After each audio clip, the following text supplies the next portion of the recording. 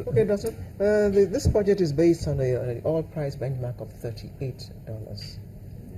What are your thoughts about that? Because the price of oil has just been doing belly flops in the last six or so months. See, a simple economic theory will tell us here that when there is an increase in supply of a product, automatically the price will come down. Nigeria, there is a disconnect in our budgets. We plan to increase our production from our daily production of oil. To the budget is 2.2 million per day from the current 2.05. We are trying to increase our units and at the same time expecting the price to go up. Now, do we also know that recently the ban on United States of America to export oil has been lifted, the 40-year ban. So that means America also now can increase the oil production. That means the supply is also increasing. Now we all notice what is happening in China, for instance, the largest economy in the whole world. The economy is dwindling. So that's to tell you that their demand for oil will also reduce. So demand is coming down. Then also we can also see what is happening in Brazil. Oh, this sounds like doom to me. Yes, we can also see what is happening in Brazil. The economic atmosphere is about to change. If that changes, there will be a decrease in demand. So you can see that the demand in oil is coming down. We are planning to increase our own output. Production. Exactly, putting more pressure on the so-called price oil. So fine, we have the price at 38 naira. I'm afraid that, $38 per barrel. I'm afraid that $38 per barrel is realistic. Because based on these statistics, based on these figures we have. What did you say? The $38 is not realistic. Is not. It's not realistic. I'm afraid it's realistic. Where do you think what do you think would have been more realistic? 25 barrel. Yes, to be realistic. Based on the factors we have on ground. Yeah.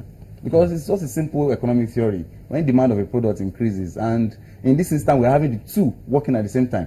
Demand is supply is increasing, demand is falling. Automatically the price will fall. The price will surely fall. Okay. And that will surely spell it doom. Okay, we're all talking about think Nigerian, buy Nigerian. So focus is actually, whether we like it or not, on the manufacturing sector, because we're expecting more stuff to be made in Nigeria, more good quality stuff to be made in Nigeria.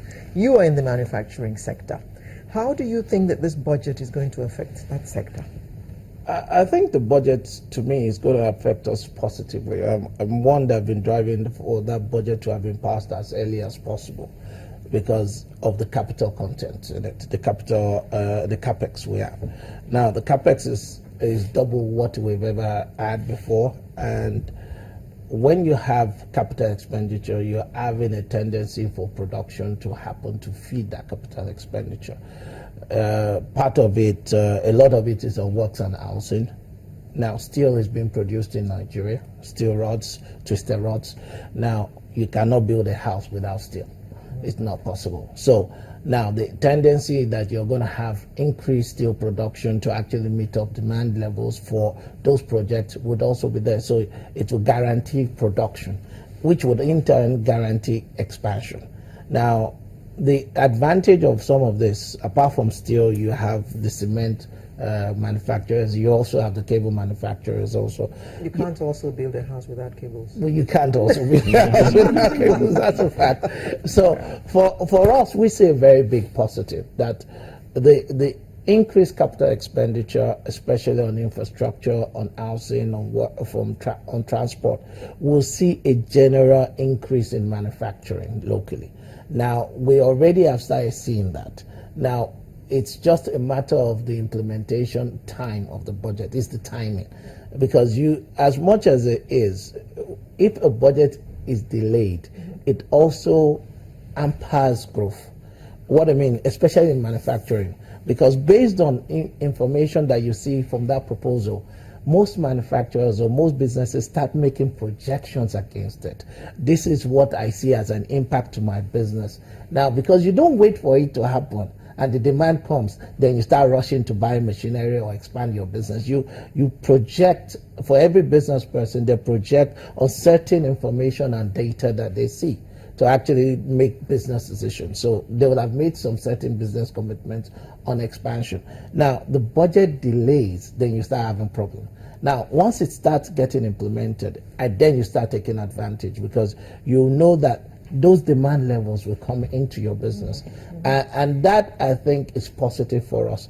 So the earlier we start implementing, so as much as I agree with the president to see some of the fine prints of the budget, the earlier he signs it, because I know he's also got a commitment for China on the 11th to the 13th. So we need him on his way back before the next trip to just please append and quickly see it. Okay, I hear you. I hear you clearly. Whereas I see that you're talking about positive on the manufacturing side, there's also on the other side the issue of foreign exchange demands by the manufacturing sector. Oh, yes.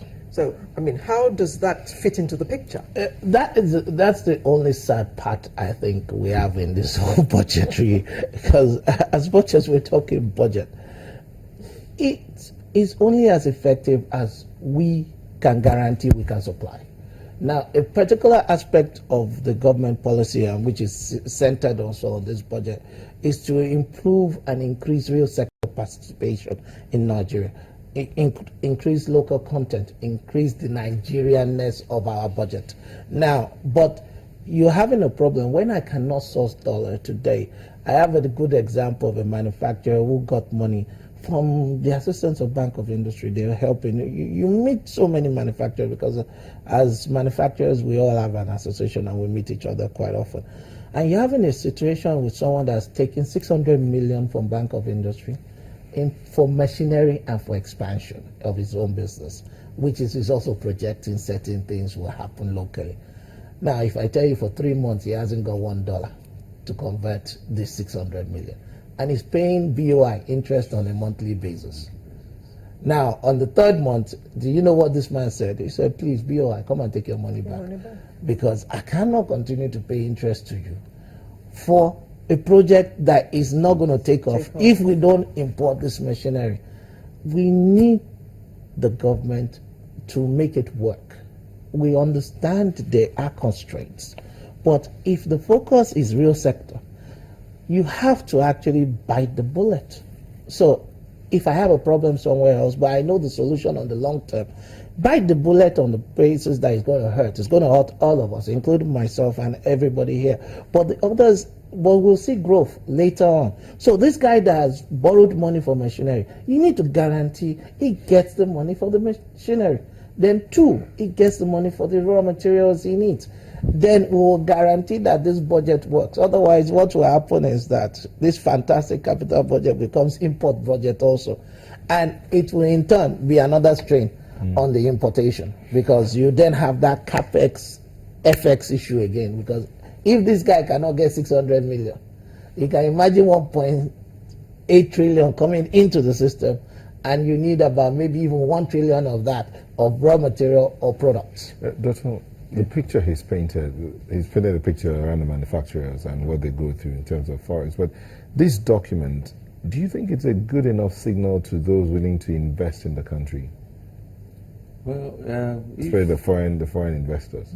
Yeah, in terms of foreign direct investment, I think we all had the president recently in America, where the Secretary of State, John Kerry, said they want to invest $600 million in Nigeria.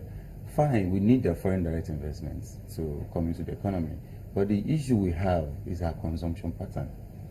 If you look at Nigerians, for instance, we are more of permanent income hypothesis than absolute income hypothesis. Let me just try to come on here. In the sense that an average Nigerian, we prefer the made in foreign land. Now, it's actually a problem for the so-called manufacturing sectors. Let me come in that angle. In the sense that, for instance, we go to South Africa, they don't only produce what they consume what they produce. So here in Nigeria, we are trying to promote import substitution. That is, goods we are importing, we want to start producing them ourselves. If we start producing them, Nigerians, as we speak, do we have that mentality of buying our own local products? But if they have no choice, if the imported stuff is not coming in, what choice will they have? If you have no choice. Now, our manufacturing sector, now let me now speak on them now. are they giving us the quality that we need in terms of quality assurance to buy this product? Okay, Let Let me say something. Okay. I gave this example before. When I was in secondary school, we had textile that we tagged derogatively Monkilabia. Okay. Good. If we had continued producing textile from then till now, imagine the huge steps we would have taken in producing good quality textile. But instead of producing, all the textile factories went under. So now we're going back to 1960 whatever, and we're starting again. All right. So we're still going to have Monkilabia for now. No. But the true lesson, therefore, is to stay there and improve. Now, Mike, this is my submission, man. Fine, we all want to promote import substitution. What I'm trying to say, when I said we are more of relative hypothesis than permanent, than absolute, in the sense that our consumption will not change immediately. You're talking of something that has happened, that generated over the last 20, 30 years. So it's not something we see immediately. The other time I was talking that a manufacturer wanted to import a capital product, a capital good, to start the production of particular goods in Nigeria. Now I cannot import. Do you understand? That means if this guy was not sincere enough to return the fund, he will have looked for a crude way of producing that item. Then the so-called quality we're talking about will not be guaranteed. And before you know it, we still say, okay, I would rather not wear anything than wear a cloth that a dog will back. But in Nigeria, We wear we have to wear something. We need to wear something. I'm just